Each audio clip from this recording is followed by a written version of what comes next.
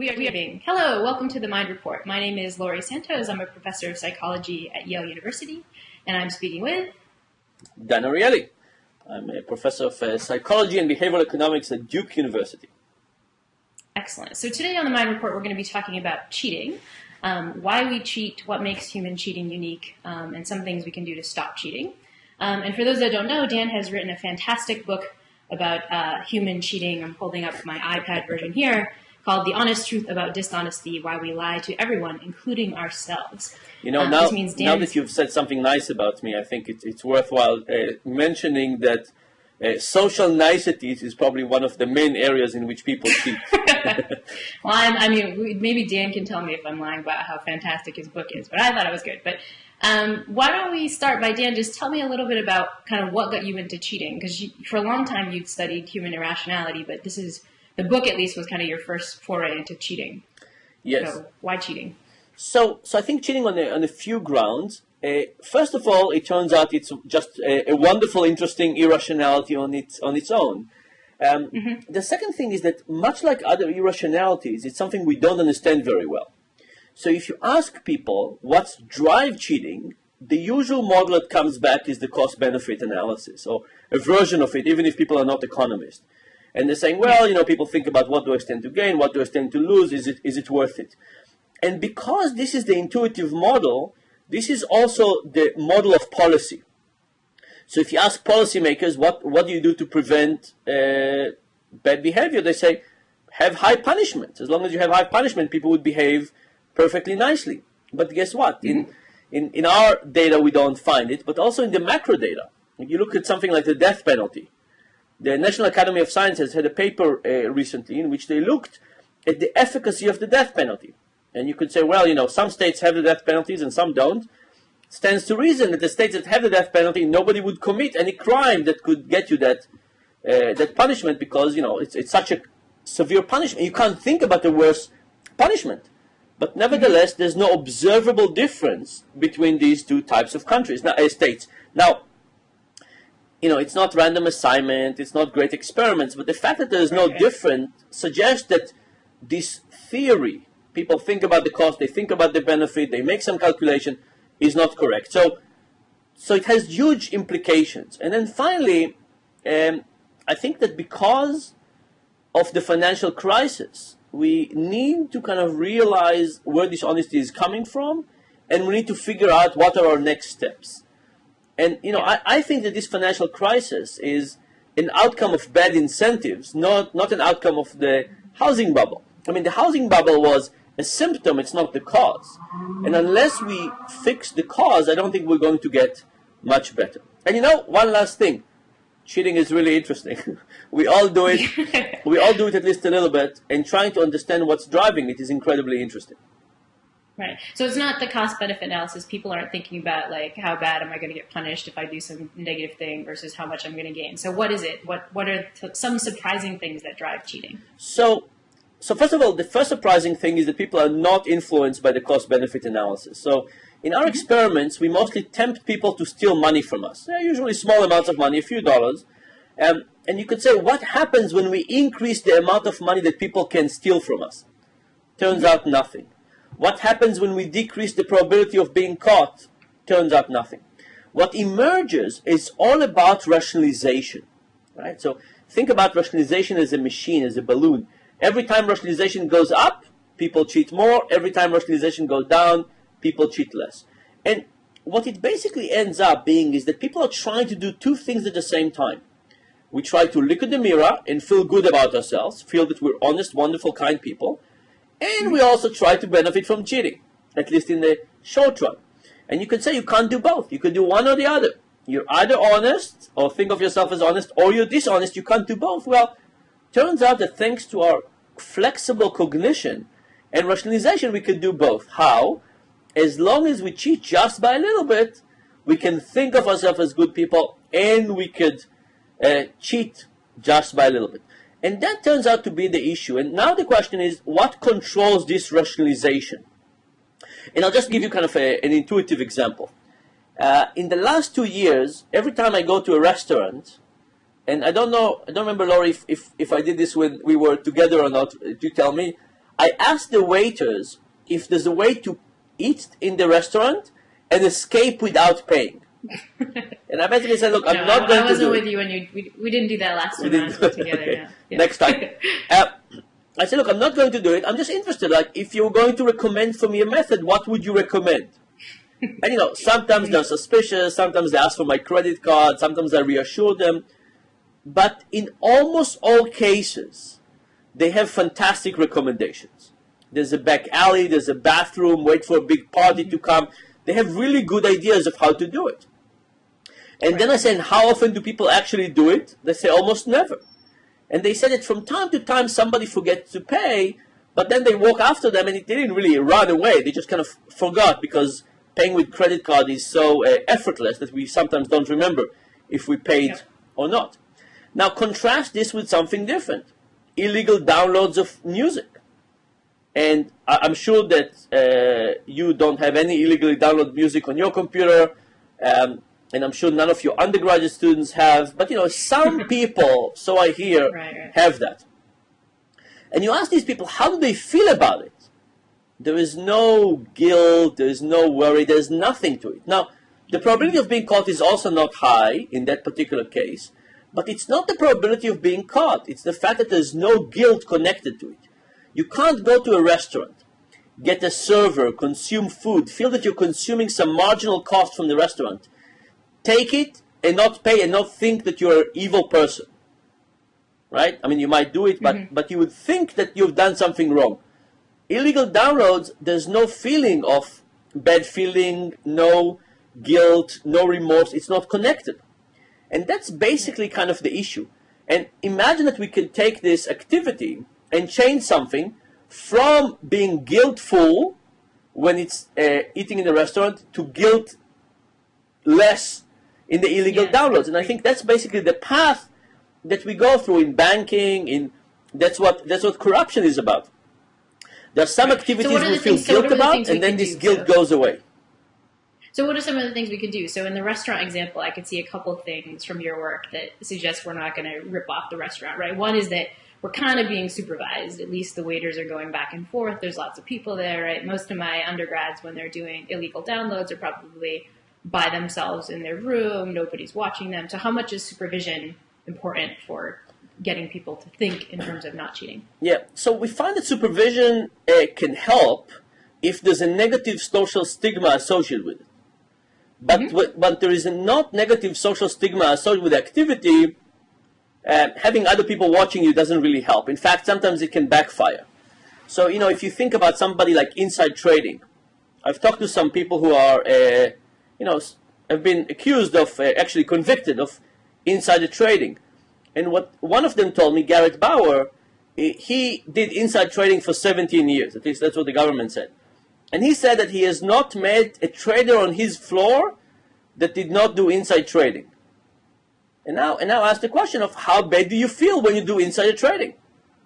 And he said that he always felt that he got worse tips than other people. He said other people would get this incredibly precise tip. IBM is going to do this, they're going to buy this, they're going to sell this at this price and so on. And he said his tips were so general and not specific. He always felt like this was not really insider trading, that the real insider trading was the good tips, not what he was doing. So this was the case, and not only that, he said that sometimes somebody would get a call and all the brokers would get around that to listen more carefully. That's not an environment in which a supervision would do anything. And by the way, it's also not the case that he didn't know that this was illegal. There's a difference between what we know is illegal and what we feel bad about. And what we feel bad about is what's controlled by our social environment. Right. And so this is suggesting that one of the things is about the social norms that gets us not to cheat is just what other people are doing, right? And the insider trading example you just said had two features. One is this guy saying everybody's sitting around doing it, and then the second thing, which is that this guy's not doing it as badly as everybody else, right? Like his tips are just kind of general, but everybody else is doing it worse. Yeah, and this second thing also, I also talked to a guy who took drugs. He's a cyclist, a very good cyclist, and he said, I hope you're not naming names here. No, we can't name names, but what he told me, it's not Lance Armstrong, but when he he was out of cycling for a few years. And he said when he came back, he was still in shape, but all of a sudden everybody else was cycling better. And he said he took EPO, he took this drug that basically increases the metabolic ability for oxygen with red blood cells. He took this drug to get back to his rightful place. Not to get ahead, but just to stay with everybody else.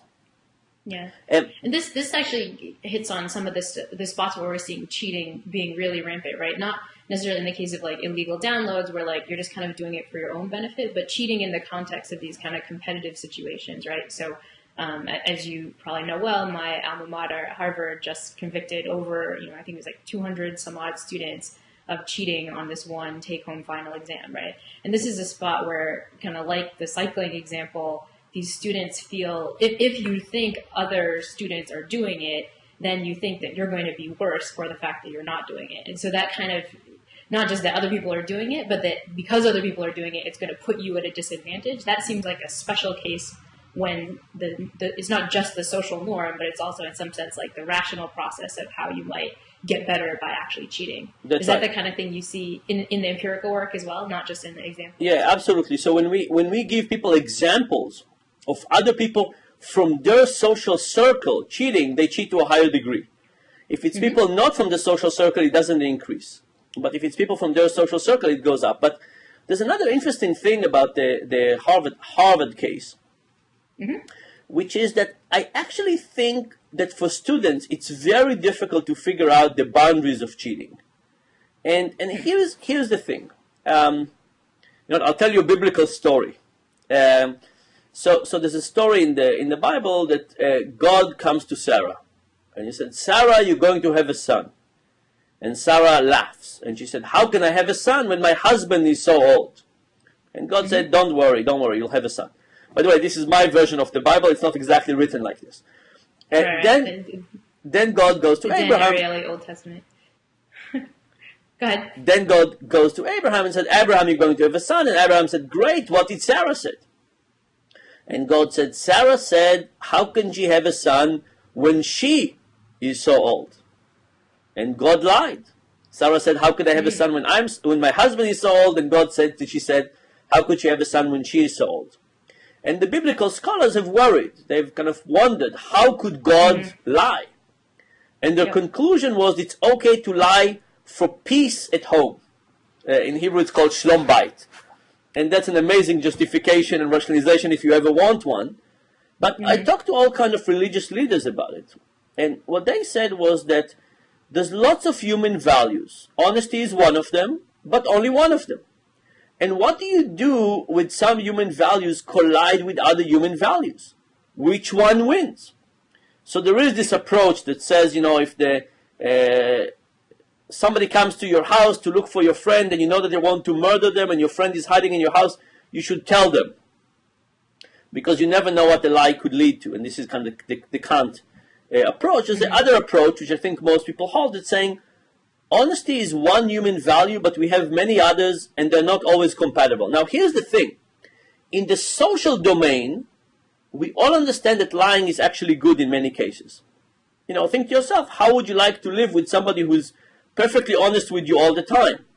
Honey, how do I look in the dress, and so on, right? You probably want a little bit of fudging the truth to make you feel more loved, more attractive, more successful, and so on. And we all understand that in the social domain, a little bit of dishonesty is a good social lubricant. But now we move to the business domain, and now we don't want that. Now, for most people, we have this separation between the social life and the business life. In the case of students, this is the most overlap you can imagine, right? There's basically nothing, almost nothing is different for them in their social life and their professional lives. And I think because of that, creating the boundaries of where is dishonesty acceptable and not acceptable is particularly challenging for them. Yeah, I think the student cheating example gets to another thing you were just talking about, which is this conflict of values, right? So on the one hand, I think all those Harvard students knew that being honest and doing the work yourself is a kind of virtue that they'd like to uphold. But at the same time, I think that being the best and having good grades and all of these other, and competing with everybody and sort of staying above the Joneses and all those things, I think those things have come in as values for students in much more profound ways than they had in the past. And in some ways, I feel like those competing values might be kind of eroding the virtue of staying honest. Is that going to fit with what you've been thinking? I think absolutely. And if we did a study. We asked people to become the CEO of a bank, and they basically played the computer games in which they were CEO of a bank. And what happened was the bank made some money, then the bank got to some not so good period. And now these people had a chance to do what's called revenue enhancement. Revenue enhancement is the professional code name for screwing your customers. It's about, holding checks for a few more days, increasing ATM fees, increasing penalties. There's an industry that of consultants for revenue enhancements. And in one case, we told the CEOs of this bank that their main goal is to maximize shareholder value. In the other one, we didn't emphasize this one ideology. And guess what? The moment it was about maximizing shareholder value, all of a sudden it was incredibly easy for them to justify all kinds of other things. And they basically engage in much more revenue enhancement and much more devastation to their customers, but they did make more money. And if you think about it, this is the case of kind of an ideological bent that you have something you want to justify. You want to justify a high salary and high bonuses, and because you get paid by stocks. And if you can find an ideology of why this is okay, then it makes it easier for us to be dishonest. Right. And this, I think, gets to one of the many things of why human cheating might be different than the other cheating we see in other animals, which is not just that we rationalize, it's that we have the kind of culture and the kind of mind that can build up rationalization, not just in our own head, but set it up as ideology as part of, say, a firm or a culture or a university or a generation in terms of getting better grades. In terms of how to make people better, are there things we can do to attack that ideology? Yeah. So, first of all, I think that the comparisons to animal is really useful to remind us that we're actually quite good, right? So we're talking a lot about how people cheat and how terrible it is and so on. The reality is that people don't cheat as much as they could. The reality is that people don't cheat as much as they would if they were rational. Right. Just think about yourself, right? Think about the last week. Think about all the possibilities you had to steal something and get away with it, right? You go to restaurants and they probably have very nice silverware, and you could probably take some of it and put it in your purse and nobody would find out. You probably have been to one of your friends' homes and they might have some really nice CDs and DVDs, and when you went to the bathroom, maybe you could have taken one of the towels. There's all kind of things we could do almost all the time without being caught. And nevertheless, we don't take advantage of these things. And this is where we're actually good. And, we talked earlier about this deterioration, that you start by having a moral code and feeling bad about bad behavior. And then if nobody's behaving nicely, over time it can erode and erode and erode until eventually you have no bad feelings. You have no feeling of regret or remorse or embarrassment and so on. The fact is that when you get to that position where you don't care, now you're perfectly rational. Now you think just about the cost and benefit. And my understanding is that in the animal kingdom, it's just the rational part. It's really much more about the cost and benefit, and there's not much else in there. Yeah, and that's, the surprising thing is that the animals are pretty good at doing an analysis on cost and benefit, right? In the benefit case, so take cases of cheating in the animal kingdom in terms of infidelity, right? These pair-bonded birds that go off and have copulations. I mean, one of the things that evolutionary biologists remark about is that, yes, there are a lot of species that get classified as monogamous, but very few of them are actually monogamous because most of them are out there having what biologists call EPCs, these extra pair copulations. But then you ask, okay, what It sounds so nice. EPC sounds like a good term for that. You have to kind of, make it not seem like the birds are doing all these nasty things. But they're doing very rational nasty things, right? Like the females, there's work suggesting that female birds are actually calculating how much benefit they can get from, being in another male's territory if they sleep with him, right? It's fully calculated And it doesn't, even in cases where they're not getting caught, it doesn't seem like they're thinking about it in terms of them being a good bird or being a good individual. Same thing in the monkeys, where we've been doing stuff on stealing in the monkeys, giving monkeys these, just like you guys do with letting the undergrad steal money from you, we let the monkeys steal food from us. What we see is that it's perfectly predicted by the cost and benefit. If they think they're going to be seen, they just don't do it. But if the value is high enough, then they actually steal from us. Yeah, and also in the monkeys, right? If a monkey who's lower on the pole finds food and they know they can eat it without anybody seeing them, they have no problem. That's right. As long as they think nobody's watching. I mean, the coolest example actually comes from a recent paper by Franz de Waal and his colleagues. He was doing a study where capuchin monkeys were being nice to each other, and so they had a chance to give other monkeys food, right, and kind of donate it out of the goodness of their heart. And what Franz found is that monkeys are actually surprisingly nice when everybody's watching them. But as soon as you put the subject monkey in a situation where no other monkeys can see it anymore, it actually becomes very spiteful. They deliberately choose the mean thing as soon as somebody's not watching them. Yeah. And the claim would be like, if you can put people in these anonymous dictator games, which is basically the same thing, and people don't show the same phenomena, you just feel bad about things. That's right.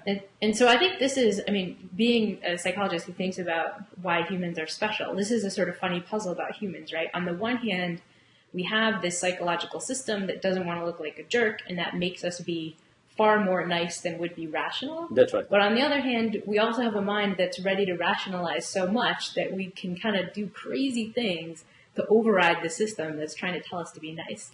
That's right. But the nice thing is to realize that what's making us nicer is our irrational side, right? So this is a case where you said, should we fix irrationality? Should we get people to do more of the cost-benefit rational calculation when it comes to dishonesty? The answer is no. Right, we should get people to be less rational, and and the animals are much more rational, especially when they're not being watched, and that's not something we want to thrive for. Right. And so do you see these cases of kind of increased cheating and increased plagiarism and stuff like that? Is that a case of people becoming more rational? Or is it just a glitch in the system of we're setting up structures that allow us to rationalize, or setting up social norms that are make it easier? Yeah, I think it's not that the individuals are becoming more rational. I think it's the systems allow higher rationalization. So, think about plagiarism. If you think that everybody is doing it, why shouldn't you? Recently, I got an email from a woman in Greece who said that when she bought her house, she didn't pay any taxes. And the person who sold her the house didn't pay any taxes. Now she's selling the house. Now they all of a sudden want her to pay taxes. She said, why now? Why not wait 6 months and then start taxes? Right? So why is tomorrow it going to be different than yesterday? Why not just delay it for another few years? And the same thing about some of the websites that help students get essays, right? There's a website called eCheat. And the tagline used to be, I think they just changed it, but it used to be, it's not cheating, it's collaborating. You basically create these mechanisms that allow people to do things by thinking less about them, make them more standard. Or there's another website that helps people find alibis for affairs. And it's an incredibly detailed website. It's amazing. You can get fake flight tickets and hotel receipts, and there's numbers that people can call and find out that you're actually in a conference. Like, the whole thing is incredibly orchestrated. I don't know how expensive it is, but it seems incredibly... now, the fact that the website exists and the tagline is for real people in the real world, and you have all these testimonies from other people, probably give you the impression that this is incredibly popular, right? Lots of people are doing it.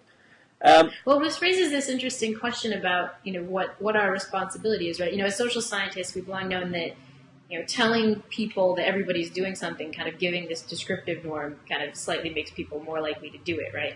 And it kind of raises the question of if journalists and maybe science writers have a responsibility for this stuff. I mean, you just wrote a book that, how many people have read now that suggests that 98% of people in the right circumstances at least my mother read it. But yes, I think this is actually it's a real problem, and I can tell you that I got a call from the honor committee in a school that I will not name, and the honor committee told me that one of the students that was coming up for an honor violation brought my book as evidence that everybody else is doing it as well, so why should he get punished? And thankfully, they didn't take him too seriously. But I think it's actually kind of an ethical, interesting question, right? If by telling people, and that's not just science, it's the media. Every time we have a story about how many people are cheating, it basically loosens people's morality to some degree, make it easier for them to cheat a little more, right? And if this, look, the front page of the paper today, we're having this conversation, is about high-level people in government who are having serious affairs that now get public and end up on the news. It's about whether we're having cheating by certain parties of having voter suppression and messing with voter boxes. I think if you look at the front page of the paper, all you see are cases of people cheating and doing bad things, right? So how much is the media to blame? And after looking at that, you say to yourself, that's more reasonable to do. That's the bad side. The good side, which is I think is also our responsibility, is to say if we understand the extent of the problem, maybe we'll do something about it. Right. Now, if all we did was to convince people that everybody else is cheating, and therefore it's okay, then it's a terrible world. But if we do some things to make people realize what the pitfall this is, maybe people would become more careful. Yeah. And this raises an empirical question I'm not sure your group has data on. Do we know what happens in terms of cheating after you tell people about these mechanisms? I mean, I know we know that if you tell them, look, everybody's cheating, 98% of people are cheating, that it could potentially make them worse. But what about if you tell them, do we know that people who read your book think differently about cheating? Do we cheat less if we know the mechanisms of cheating? So I don't know about other people who read my book. I think the same thing could say about people who read my first two books and understand some things about human irrationalities. Are they now better shoppers? They think better and so on. I will tell you what I'm doing personally. And there's two parts to it. One is that I'm much more careful in terms of the rules that I give myself. Right? Yep. So I realize that I'm my own enemy in terms of dishonesty. And it would really be good to have some very strict rules about what's acceptable and not acceptable. And you can think about all kinds of domains. You can think about what do we do with, what do we do? My room just went dark. I have this, I have this sensor. I haven't moved enough for a while. You want to pause and wave your arm? I just waved. I'm back. Okay. So one thing is to say I have more strict rules for myself in terms of data collection, experiments that work and don't work, and taxes, acceptable receipts, not acceptable receipts. Once you understand the dangers, you can be more careful with yourself, and I think it's about rules. The second thing is that understanding dishonesty is actually a huge burden, I have to say. So part of it is understanding that good people can cheat a lot and still think of themselves as good people. Right. And it's about conflicts of interest. So, the last time I went to my dentist was not around. There was another woman who was changing him. And I had a cracked cavity at the back tooth on the left side. And she said it needed to be replaced. And she suggested porcelain. And I said, is porcelain better than amalgam, better than the silver? She said, oh, yes, much better. Now, I gotten into lots of trouble in the past with dentists because I've said all kinds of nasty things about dentists. Almost all are true, but I kind of had some serious fights with dentists. And because of that, I've been reading stuff about dentistry. And I said, that's interesting. I didn't tell her that's interesting, but I said, can you show me that porcelain, is there any evidence that porcelain is better than amalgam? And she said, well, it's getting much, much better. I said, yes, but can you show me any evidence? And she said, well, I don't have any evidence to show you, but it is getting much better. I said, first of all, it might be getting better, but it's not better, right? and said, if you don't have any evidence, why are you recommending this? Because as far as I can tell, it doesn't last as long, and it's more expensive, and it can break more easily. Why doing it? And it's in the back tooth. If it's the front tooth, maybe you can argue for aesthetic purposes. Not that, in my case, it wouldn't really matter that much. But and then I said, you know what? I'm going to keep on coming to this practice because I love my dentist, but I never want to see you again. I didn't say 3 times. I just never want to see you again. And I think part of it is that my understanding of conflicts of interest keeps on resonating in the back of my mind. I keep on thinking about how other people might be susceptible to conflicts of interest, and I'm willing to take the extra step. Now, it's a very tough step. It's a very tough step to go to somebody and says, I don't believe you are trustworthy because your incentives are not aligned with giving me good advice. But I think it's incredibly important. Yeah. And I think that this keeps coming up, like, all over the place. I mean, one of the other spots that this keeps coming up is even in my own research, right, where we want to find the truth as scientists, but there are also incentive structures set up that if you get a particular kind of result, it could mean one kind of paper, and another result not, right? Yep. And so there's this question about, like, how much social scientists should be putting incentives in place to actually make things cleaner, better, whatever. And so in our own research, we've been trying to think about, like, okay, what are the ways that we can get people to do this? I mean, one is that we've started having students code data that aren't the person who's going to be an author on the paper, right? So that there's no incentive in place to potentially actually get the result that's not yours. Coding, things like doing blind coding and all this stuff. But I mean, I think there's this worry that in the social sciences, the incentive structures are getting tweaked around such that truth isn't the only incentive in science anymore, but also, like, getting good papers and getting grants and so on. I mean, have you guys run into this stuff? Are you doing that are you putting incentives in place for your own lab to increase honesty? Yeah, so I think everybody's becoming more aware of it, right? So it's basically not about bad people, it's about good people who find creative ways. And and I think, we have this problem of what happened to experiments that don't work. What do you do with them? I think there's a question of sometimes data selection, that some people decide to include and not include some data. And what I tell my students, after personal experience with this, is that you can have whatever criteria you want. No old people, only people understand English, no drunk people, whatever you want. But you have to do it before the experiment, and you have to be explicit about it. Right. And really trying to shift the focus from getting a result to doing an interesting study. And I think there's a question of how do we create that? How do we create the idea that when you find something, you learn something, regardless of the results, fit the literature or don't fit the literature, fit what you thought before or not. And with funding, it's particularly challenging, right? So I'm thinking about the scenario in which, so I have a big lab. I have about 20 people work here.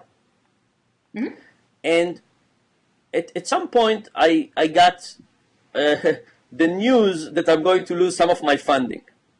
It never happened eventually, but I got the news. And I really kind of panicked because there were lots of people depending on me for their salary. And all of a sudden, some of their funding is going away. Now, this is not my case, but I can imagine that if this was a biology lab, for example, and we needed some pilot data to get a new grant, or even a big psychology lab, and we would need a pilot data to get a big grant, we would think differently about what are the criteria for something to be reasonable pilot data. Because all of a sudden there would be this pressure, and the pressure is not really for me, it's for these 20 people who are working for me that will be without a job. Right. Now, we know from some of your work that that's a worse pressure, right? If you're doing it on somebody else's behalf, if you're cheating on somebody else's behalf, it can be better than that. That's right. Now, in my particular case, I went after, I basically expanded my scope of searching for money. I was actually a little bit too successful, so now I'm amazingly overwhelmed. Now you're rich, I have too much money, but also too many obligations. But I think it's again, we understand that the funding structure in Wall Street is not ideal. I think the funding structure in science is not ideal too. No, right? Agreed. And I think that one of the things we've been trying to do in our own lab is like to try to balance that by just in the social norms, like increasing the incentive structure for truth, right? Like, so in my own lab meetings, we've banned talk about good results or bad results or interesting results or not interesting results. Whenever I hear that sort of normative version of the results, we nip it in the bud, and I say, no, that's not what we want. We want truth, right? So an incredibly silly thing, but I think this is another feature of kind of the human norms, right? Is that we can set them up really easily with the kinds of words that we use, right? And you talked a little bit about this already with some of the websites, right? That like real people are doing it, That's or right. this is the kind of thing, And so I think not everyone realizes some of the importance of these subtle kinds of changes that we can do to make things better. Yeah, and this happens. Of course, we understand it better in science. But I had an interesting call with somebody that runs an incubator for startups. And startups are basically in the business of presenting data to investors. And they have absolutely no rules about how to present data, right? Oh, wow. What is a user? And what is a sustainable user? And how do you think about it? How do you plot your growth and so on? And what they're doing is they have an incentive to see the world in an extra rosy view, and they shade things. They don't go out and do crazy stuff, but within the constraint of what they have. Right. They find the most rosy version, then they get the investors to buy into it, but eventually now investors don't believe them anymore. There have been too many of those things with too many rosy. Now it's bad for everybody. Now the investors are trying to guess by how much they're exaggerating, and they have to exaggerate even more, and it's really a very bad cycle. Now, if you think about it, a coordinated effort is incredibly helpful for everybody. If the entrepreneurs would decide about what are standards, everybody would be able to invest better. With the uncertainty, everybody is suffering. And that's actually something incredibly important about trust, is that trust is a social good. If we all trust each other, we're all doing well. And, we don't need to lock our cars and hide our bank accounts and so on. The moment trust is eroded, everybody suffers, right? So right now, lots of people don't trust the banking system. So lots of people who lost money in 2008 took the money out, did not enjoy the return of the market, and now probably can never retire. The moment you have trust in society and somebody is taking a bite out of their trust, we all lose. And so it's incredibly important about how do we become a society we trust, and how we don't deteriorate to a society that just looks like a society of corruption. So maybe it'd be fun to end on if you could come up with 3 practical tips for how we could make society more trustworthy, or even pick your tinier example. What would the best 3 tips be? So 3 tips. So I think it's very hard to get people to be moral in general, but I think reminding people about morality at the point of temptation can do wonders. So just before you're tempted, some moral reminders, professional reminders, and so on are incredibly important. The second thing I would say is that we are creatures of habits rather than creatures of deep thinking. So if we can create some good habits, that would be a second thing. And third, I would say that something like a Day of Atonement is a good idea. Something like the Catholic Confession. That sometimes is there a good secular way to do that, or? I think there is a good secular way, and sometimes we start misbehaving, and if there's a way to open a new page, that's very important. And there are opportunities for opening new pages. We have New Year's. We had the Reconciliation Act in South Africa, where a whole group of people stood up and said, these are the awful things we've done during apartheid, and we're going to stop. And I think you can think about renewing your vows with your significant other. I think you can think about all kinds of cases about saying, okay, you can think about amnesty programs with the IRS. There's all kinds of things we can say, okay, we've misbehaved, but we really want to be good. Let's start fresh. And what are these mechanisms we can create for ourselves, for our companies, for society? I think that will be my third direction. Excellent. Well, I think we are almost out of time, so let me thank you, Dan, for providing some insight into human cheating. My pleasure. And we hope to see you all again on the Mind Report. Thanks so much. Bye. Bye-bye.